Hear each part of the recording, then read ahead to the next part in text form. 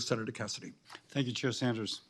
You know, in a sense, this is a culmination of a portion of my life. I went to medical school in New Orleans, did my residency in Los Angeles, and then treated patients in Baton Rouge, each time in a hospital for the poorly insured or for the uninsured. And diabetes was a constant, but also the ability to afford the drug was a constant as well. And it's been interesting for me because I've seen the work that you've done, the technology that you, the drug companies, have put together that have made these medicines more convenient to take and have made it easier for the diabetic to manage her diabetes. So one, a tip of a hat to you. But on the other hand, the ability, as we all know, the ability to afford the insulin is equally important as to the innovation that may have occurred because obviously if you cannot afford the innovation, it is as if the innovation has never occurred. Now, 100 years ago, diabetes was a death sentence. In 1983, when I graduated from the medical school, a lot more difficult to control than now. Not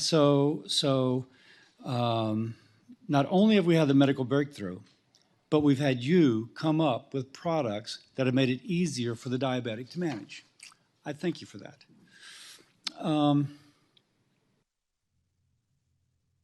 It goes without saying, in that time period, we've had a remarkable increase in the quality of life. That the teenager going to high school is much more managed, and therefore she's more likely to take her drug. And we all thank you for that. But one more time, you've got to be able to afford the innovation. So now we have to look, I think Senator Sanders framed it. The issue is it the pharmaceutical manufacturers? Is it the pharmacy benefit manufacturers? That's the kind of discussion here, and that's why I'm glad you're here.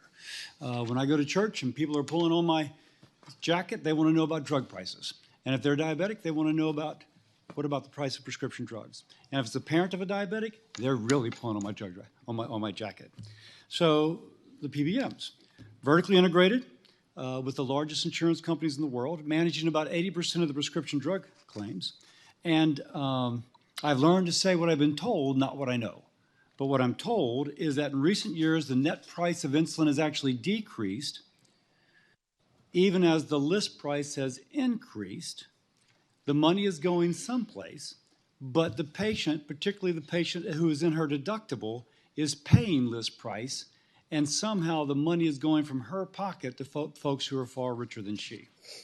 Now, I appreciate the roles that pharmacy benefit managers play. We had some Zoom hearings with academics come in, and the academics all will state that at their best, PBMs drive down net price for patients. So I'll stipulate that. But it's clear that the savings are not always reaching the patient.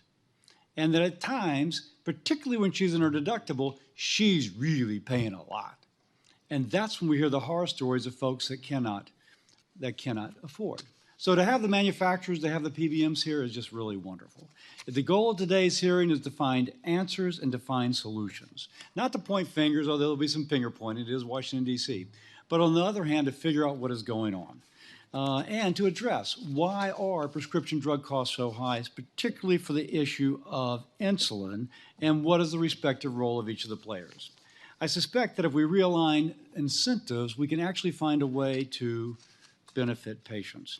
I've learned since graduating from med school way back in '83, that oftentimes bad behavior is driven more by bad incentives than by bad actors.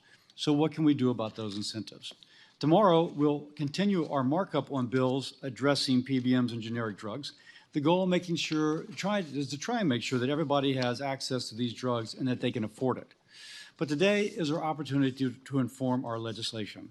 So I'm committed to working with my colleagues to find common ground on solutions that fulfill our objectives, and by the way, the President will sign into law and that the House of Representatives will pass. This should be our goal. Once more, I thank you for being here. I look forward to your testimony as to how you propose we can lower costs for American families. With that, I yield. Senator Cassidy.